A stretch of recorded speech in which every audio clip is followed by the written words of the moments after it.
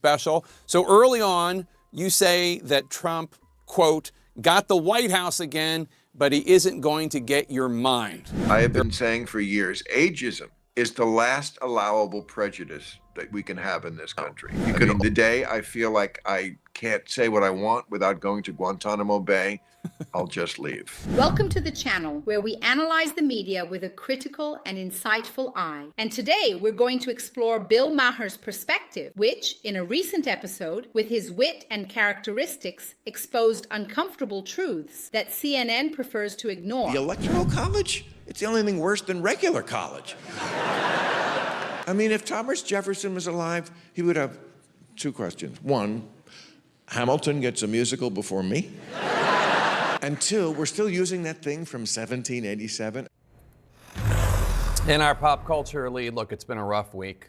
Bill Maher is indeed already starting to raise a legitimate and important question about the Electoral College, an institution that many are questioning, while CNN commentators cling to outdated arguments to defend it. But the truth needs to be told. Check out what else the comedian mentioned.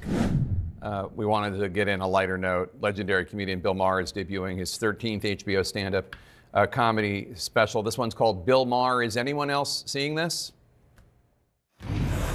So let's bring in the man himself, Bill Maher, also the host of Real Time with Bill Maher on HBO. We should, of course, note CNN, HBO, both owned by Warner Brothers Discovery. Bill, congratulations on the special. So early on, you say that Trump, quote, got the White House again, but he isn't going to get your mind. There are probably a lot of viewers that want to hear what you mean by that and how you want to achieve that. So I'm not going to chase every rabbit down the hole like I did the first term. You know, that's what I mean about he's not going to get my mind. He's a kooky guy who says a lot of kooky things, and I'm just not going to pre-hate anything. I'm just going to hope for the best, and then when something serious happens, I'll comment on that. Otherwise, I have new rules and monologue as a place in the show every week to talk about invading Greenland and annexing Canada and other stuff that's perfect for comedy, but I'm not going to take it seriously. So I'm writing an election book, and one of the things I just stumbled on was a monologue you gave in October 2023. In which you warned the Democratic Party of Ruth Bader Biden. You were saying the American people think he's too old. You're worried about this. You had a great line about it doesn't matter if he's a national treasure and has done great things. If you got on an airplane and you heard that Buzz Aldrin was the pilot, you'd get off. I'm sorry for botching your very funny joke. But they didn't listen to you, but you were proven correct. Yeah, and I felt I had standing to make that case because I had for so many years been the only person I know on television who was consistently railing against ageism.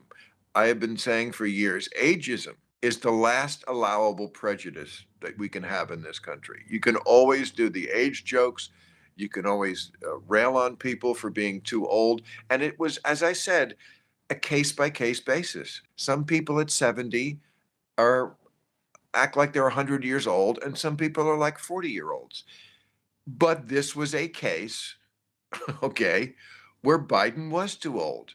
Having made that case that it's a case-by-case basis, I was now saying, yes, some of those cases are that the person just is too old for the job. And he was going to be, much like Ruth Bader Ginsburg, someone who was seen in history as one who stayed at the fair too long and cost his party dearly. And he did. And, you know, I don't think history is going to treat Joe Biden kindly for doing that. And Bill Maher is right to point out the inconsistency of the media and the age of leaders. While CNN hesitates to address inquiries about Joe Biden's leadership and decision-making abilities and the ongoing and heated debates regarding freedom of speech, check out some important and shocking details on this topic. Donald Trump has spent a lot of time criticizing you. You told me a couple years ago on air that you were afraid of what Trump could theoretically do if he ever were returned to the White House. How do you feel now?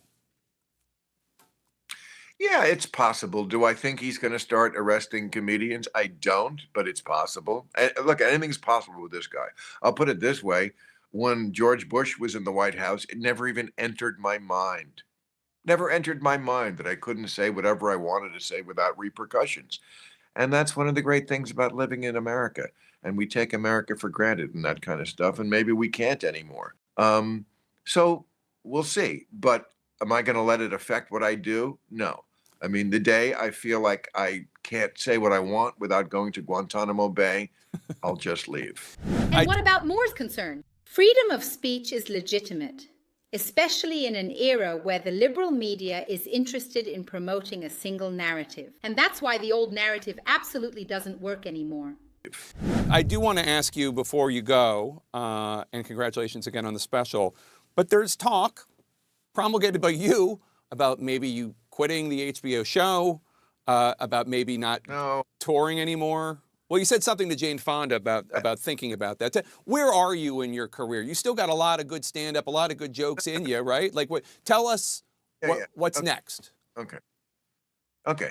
I am stopping doing stand-up just because I'm tired of touring, just because I've been doing it for 40 years. I love it. Look, I love nothing more than being on stage somewhere telling jokes to strangers. It's been my entire life. It's been the most consistent thing in my life. But for those people who say to me, why don't you just do it a little bit? You can't do it a little bit. Stand up is like being a boxer. You have to be in training. You can't just walk up there and do it. So I've been in training for 40 years. I need a break. And I'm tired of the travel. I'm tired of dragging my ass out of bed on Saturday morning to go to some place after I worked so hard on Real Time all week. Maybe I'll go back to it. But, you know, I have a podcast. I have a television show. I'm not retiring. And I don't know where this started about I'm getting rid of Real Time. They're going to have to drag me off of that show. What I was saying was that I didn't want to do another Trump term, not just because I don't think it's going to be possibly a great time for America, maybe, again, not going to pre-hate anything, but because I've already done all the jokes about Donald Trump. I don't know what else to say about the guy. But, of course, he will provide us with a lot of new material, and I'll get into it. But I was hoping that in the episodic television show that is America, I was hoping for some new characters, but it's like they rebooted Matlock, but instead of getting Kathy Bates, they put Andy Griffith back in it.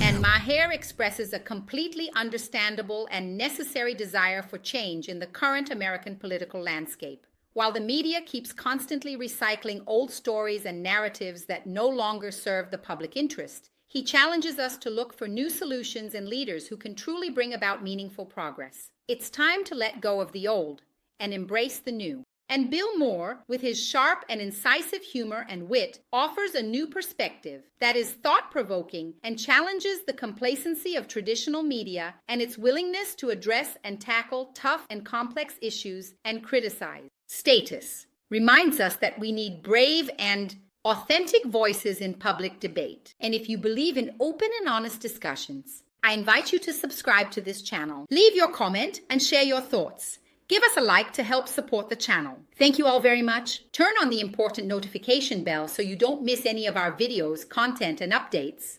Until our next meeting.